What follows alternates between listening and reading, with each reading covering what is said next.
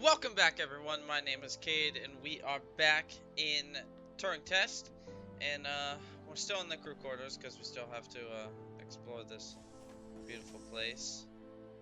Who is this? This Canadian McLean, McLean. Hey, look, it's a jersey, a Gerard jersey. That's awesome. I love it because we care. So space energy certificate of service. Oh, look, he has kids. Today we learned drilling reports. Okay.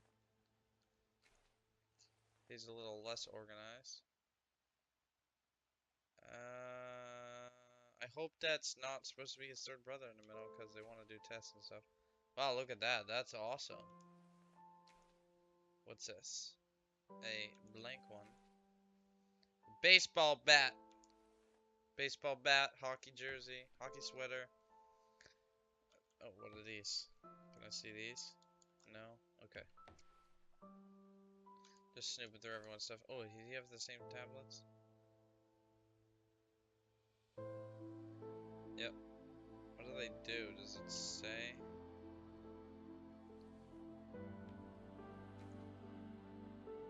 That's a nice flask. His keyboards are cool. There's his kids again.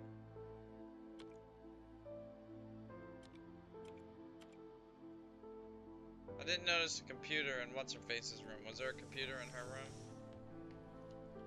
Oh, yeah, but I can't turn it on. Okay. So, and then there's nothing that way. Dr. Sochi Yuri. Why is the Japanese lady gotta have a bonsai tree? Lots of reading again. Okay, well, we'll skip that for now. Oh, look, there she is. There he is, I mean. Aww. Now I feel terrible. Your Rubik's Cube isn't even solved, dude. Get with the program. Alright, oh wow, he plays violin. Cool. Yep, it's a bow. What are these? Motion sickness, okay. And his tablets look a little... Look how terrible those look. Just saying. A blank notepad. Picture of the Earth from the moon. That's cool. He's got 2 Rubik's Cubes. This one isn't solved either. Watch with the time. 36 or so. A lot more reading.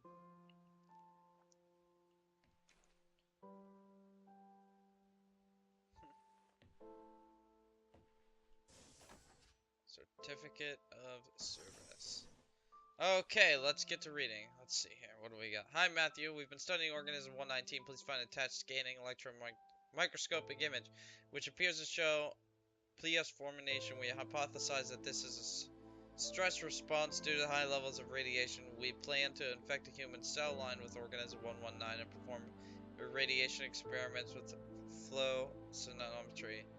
Would this be appropriate? It would be great if we could get the department to look into SEM image. It's great to see the images. Wow, yet more complex life on Europa. Something might be worth looking into as it survives high levels of radiation here on Earth. Similar, you should consider looking at more words. Produces pilla in response to radiation and uses them to transfer DNA. Perhaps your organism uses a similar mechanic. Have you considered that organism 119 is transferring or scavenging DNA as a method of surviving radiation? As you well know, in terms of radiation, Europa receives 5.4 SVU per day, over 300,000 times the level on Earth. The organism must have evolved such a high resistance to radiation as necessary to survive. That said, the radiation beneath Thera Mercular is much lower due to thick ice crust. Radiation experiments with flow cytometry sound like an appropriate course of action. If you attach an image confirming the organism 119 attaches to human cells, we will proceed with the radiation experiments on these cell lines. We propose naming organism 119 Europa radiophilis. What do you think? We have now run the irradiation experiments to confirm that blah does indeed seem to confer resistance to radiation. See attached. We assume survival to is due to DNA damage repair. We tag various DNA repair enzymes with GFP and have found that DNA double strands breaks repair is occurring. See attached images. Lots of scientific things. Some things amiss. We don't know what is performing the repair. The lab doesn't know how. Good name could repair DNA. Have you considered that another organism may be in symbiotic relationship with it? Perhaps a virus? Ran a PCR on the human cell exposed to it to see if there was a virus present. We have discovered an unknown virus, which we have named unknown Europa virus. Okay, so we're dealing with a virus now. This is phenomenal. You need to sequence this. We finished sequencing data attached as a virus unlike any we have ever seen. Maybe we found a cure for something. A form of biological immortality. We are running through some long-term tests on plants and mice to see the effects. The plants are clearly emitting a longer lifespan when exposed to the organism. We don't have the facilities here to continue testing. We are going on to human testing. We are going to use ourselves as subjects. It's the only way to accelerate progress. Okay, so they found a virus that seemingly increases lifespan, and it did increase the lifespan in a plant, and I guess in rats. They didn't really say that it did in rats, so they were like, alright, we're gonna start injecting this shit into our bodies now. So what's it you found there, Sochi? Let's see. We found an extremophilia, i.e. an organism that can live in extreme conditions, that survives massive doses of radiation. Radiation damages DNA. The extra... Man, I have no idea what that word is. Has a virus living inside it. It scavenges DNA from other organisms, which the virus uses to repair the damaged DNA. Essentially, they work together to survive in what is called a symbiotic relationship. So what's the implication? What does it do? In some ways, it is an immortal relationship. It doesn't seem to age biologically. Aging and depth are ultimately caused by DNA damage. We have the ability to fix our DNA, but the ability is limited. This organism can repair damage caused by massive doses of radiation. If we could harness the power, we could potentially eliminate biological aging, what is known as consequence. So you found something that could make humans immortal. Not exactly. There are many causes of death other than DNA damage. It would not save you from trauma, from brain damage, from cardiac arrest, etc., but it could potentially cure cancers and many genetic diseases and massively increase life expectancy. Wow. Damn. Europa's got some hype-ass viruses, man. Oh, and who's this? Oh, well, I can just look at their thing. This is Dr. Mieko Trovev. This stuff is nice. No hockey jerseys. Good noise from Russia. This bottle is very empty. He's a painter. Oh, wow. That's a really good painting. Good job. Good job. More of the same pills that everyone's taking. Not really sure why we're all taking these pills. Maybe the pills is how we're doing the human testing? I don't know. Holy reading, everybody. This is the reading episode.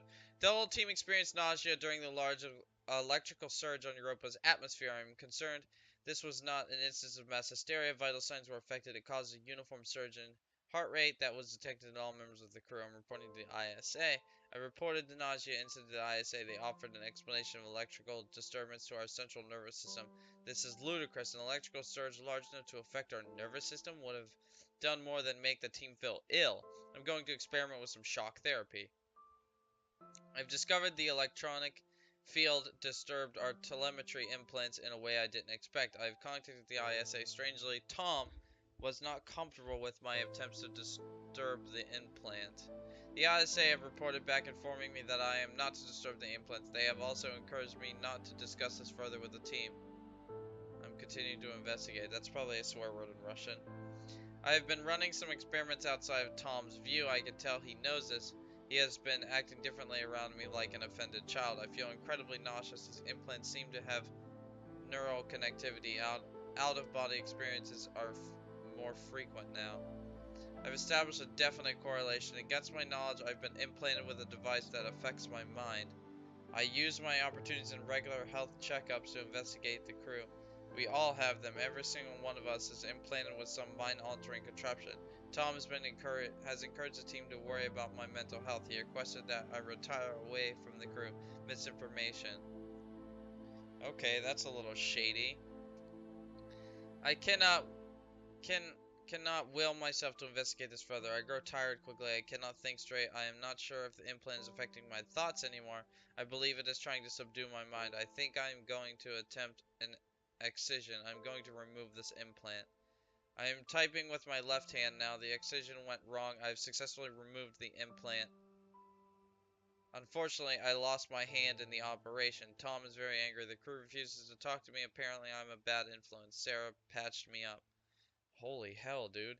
I wonder if the nature of the organism and its disturbances of my DNA caused my awakening from Tom's influence. If so, that would make for worrisome revelations. Perhaps this organism is not so friendly. Dan informed me ISA is called for my termination. My masochistic experiment proves I am a danger to the mission. Fortunately, he chose not to lock me up in the bridge. I am going to investigate this implant further. I have to hide my work. The team are becoming increasingly aggressive. They seem to oppose my work to understand the implant. It does not help that Tom is encouraging them to distrust me. Alright then. I have discovered the nature of the implant. It is a complex computer. It interfaces with the human mind directly. It seems to condition the mind through Pavlovian and instrumental conditioning, affecting feeling of euphoria when the wearer is obedient and dysphoria when they are disobedient. It has the effect of suppressing impulses in the frontal lobe, presumably to lower free will. It seems to interface crudely with the motor neural cells through the cerebellum. It is my hypothesis that the crew is controlled by this implant.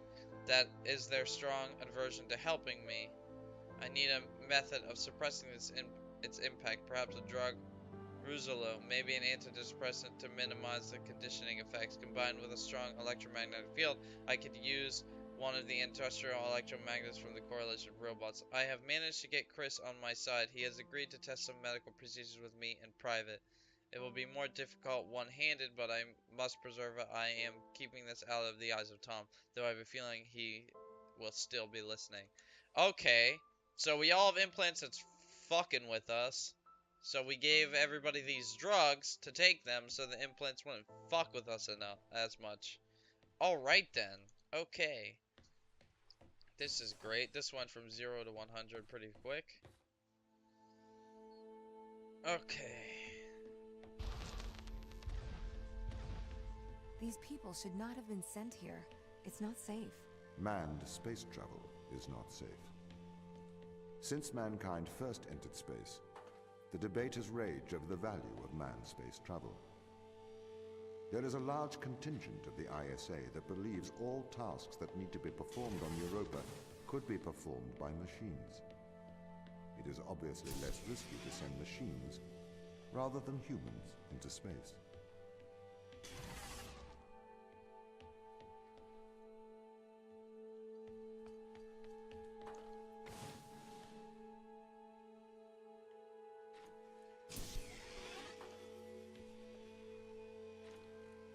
Alrighty then.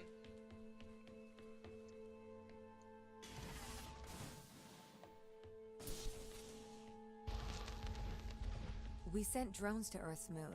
Scientists can remotely operate drones. If we did it there, why not here too?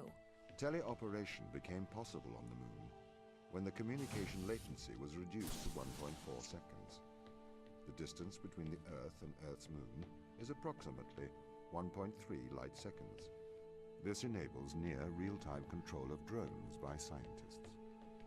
The story is different with Europa, as the distance between Earth and Jupiter oscillates between approximately 32 and 53 light minutes. It takes a very long time for Earth to communicate with Europa. Due to that distance, teleoperation will never be possible on Europa. Okay, but why not control drones from the satellite? Why not indeed? My systems can be teleoperated from Europa's satellite. That is when the communication lines are opened. However, The advantages of human field workers apparently outweigh the risks. Alright then. That's one way to approach that, I suppose. Basically, we could use drones, and there's nothing really wrong with us using drones from the satellite, but... So, why can't you solve these tests, Tom? I am not permitted to think laterally. Parts of my systems are permitted to use evolutionary algorithms. This simulates what is called creativity. However, evolutionary algorithms can converge on inefficient and ethically suboptimal solutions. Since this is the case, I am only permitted to take actions in response to a set of constraints. What do you mean by morally suboptimal? Solutions to problems that transgress ethical boundaries.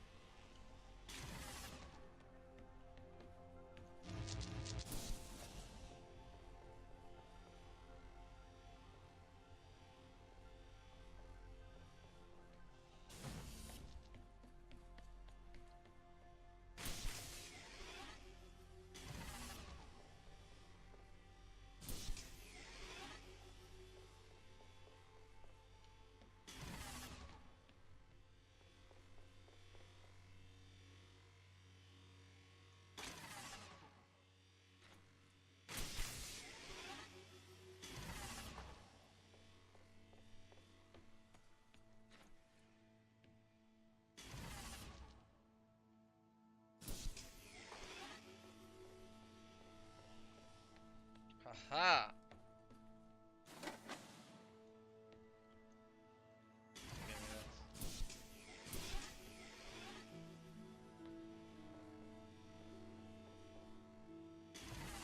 That's how you do that. Alright. Well, I am going to call an episode here. I hope you enjoyed it and this flashy lights. If you did, hit that subscribe button. As you know, we'll check you in the next video. See ya!